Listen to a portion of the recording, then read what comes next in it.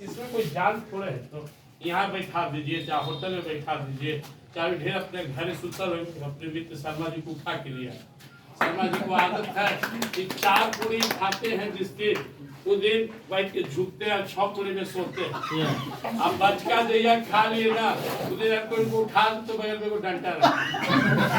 मेरा इतना प्रेम है कि आगे बोले कि जो है ना स्थिति नहीं था, तकलीफें जो दिया सर ना, लेकिन प्रेम प्रेम हावी हो गया।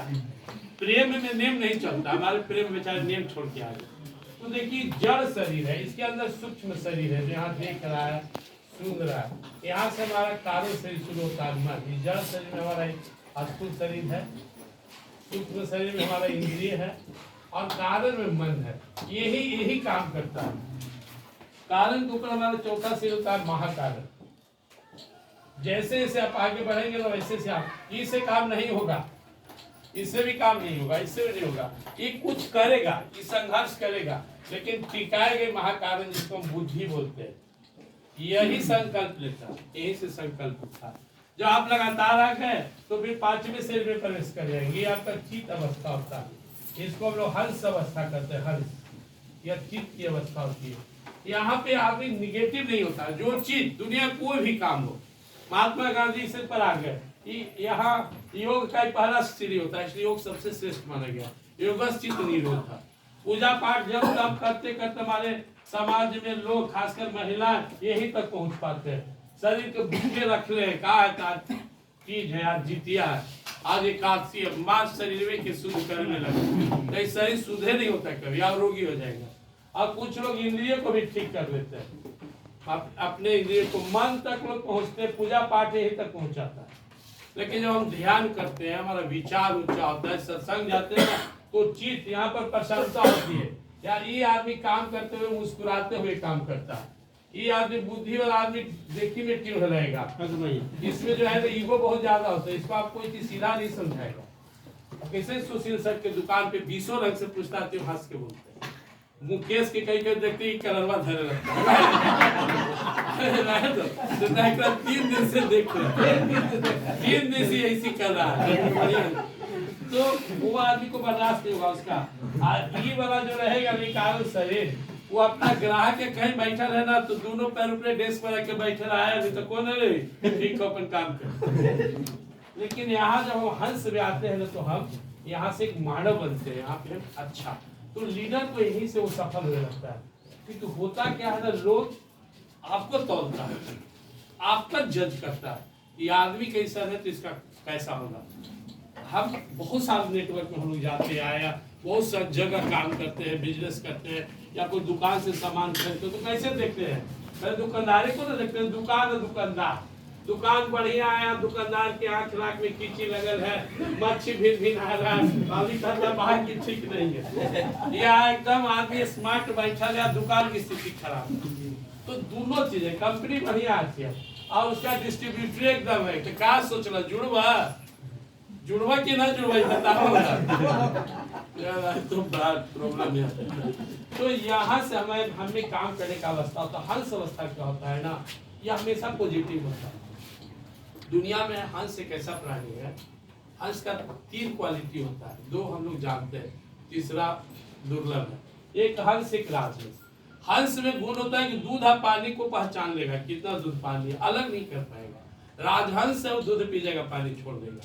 और तीसरा परमहंस होता है, वो कहा था माने सरोवर पाया जाता है, कह राशि है तो मोतिये चुपता है, बाकी चीजें। तो हंस में अच्छा बुरा समझ में आता है। और जो छठा शरीर होता है ना, यही परमहंस का है। ये केवल वर्ग करते हुए आप यहाँ आ जाइएगा। परमहंस का मतलब होता है जिस आदमी में, उसके जीवन में टोटल निगेटिविटी चला गया। एक संत का ही जीवन होता है, उसका बात, उसका हर एक्टिविटी पवित्र होता है, शुद्ध होता है, और उसके लिए कोई भी काम बड़ा इजी होता है। दुनिया में कुछ भी कर सकता है वो। तो यह आपको कोई काम कीजिए। किसान क्या होता है, परमहंस होता है। किसान से बड़ा कोई तपस्वी नहीं होता है। कोई आदमी जो अपने कर्म को ईमानदारी से करता है, घर की स्त्रियां क्या होती है, सब परमहंस होती है। इतना कठिन में, आज की महंगाई के युग में घर चलाना, संभालना। तो जो आदमी कठिन से कठिन परिस्थिति में बिना विचलित हुए काम कर रहा है, अपने आश्रम के लीडर क्या होते हैं, सब परमहंस पे टिके रहते बेचारे, इसका मन नहीं डोलता है। गीता हटवा बोलते थे, जब हम लोग सासाराम पहाड़ पर गीता घाट आश्रम है, तो हम उनसे पूछते थे कि इसे बाहर में घूमता, उसे डरने लगता। मैं 1936 उनके साथ सानिध्य में रहने का अवसर से, बोले सच क्या नया नया वो देखता था तो हिल जाता था, अंदर से भाव होता था कि बजरंग मेरे साथ है।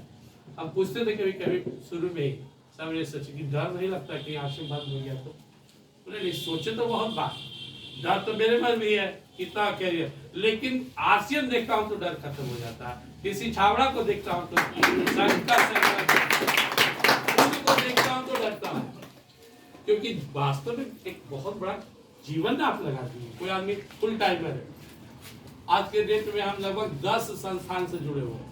एक तो ये सामने है किसान परिवेश में, देखिए कि नौकरी सरकारी नहीं के तो वहाँ 250 पेड़ लगा दी जाते, सागवान आज जो है संडे वहाँ जाएंगे, महोगनी आदि फ्यूचर सोचता है। भाई बोलते हम कहें कि भी एक पेड़ है, पैसा के पेड़ है आरसीएम, तो चूंकि उसका कड़वा अनुभव है, पिछला अनुभव है, उसे हम लोग कामन के चक्कर में कई गहना और कई पैसा लगा दिए थे लाख रुपये, तो आज वो अंदर से नहीं सेटिस्फाइड है। लेकिन हमारा सोच कहता है कि कांटा से कांटा निकलता है, जिसका जितना डूबा उसे कई गुना ज्यादा आने वाला है, टेंशन नहीं लेना। लास्ट में ही कहूंगा, इसके बाद होता है कैवल्य।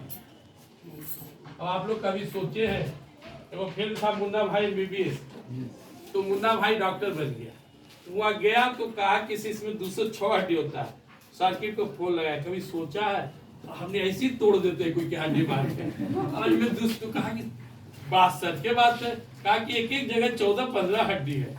हम लोग का कोई से ही हम लोग इस शरीर को ढो रहे हैं। मैं आप सबसे बोलूंगा जितने लोग यहाँ बैठे हुए हैं, इस आम शरीर में एक खास चैतन्य पावर सोया हुआ है, उसको जगाना है, और वो तभी जगेगा जब रगड़ होगा, और वो तभी जगेगा जब आप में जुनून आएगा। और हमेशा याद रखिए, जुनून और सफलता का कोई चौथा कारण नहीं है। आप जिस लक्ष्य